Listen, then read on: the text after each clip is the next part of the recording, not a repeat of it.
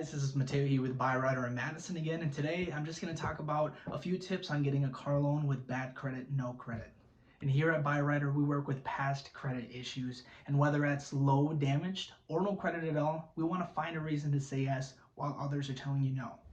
The buying process can be a little daunting, but we do our best to make this process as comfortable as possible. And if time or distance is an issue, we have an option for all our customers to apply on our website. And a salesman such as myself will be reaching out to help you finalize this application and help you gather up your documents so that we can schedule a time to get you in a dealership and get you driving.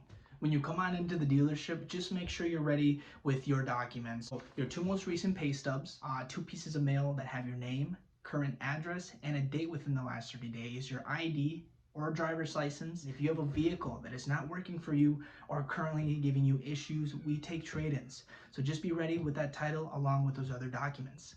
So coming in with your proper documents just makes this process much easier for you. We know your time is valuable and we want this to be an easy and quick process.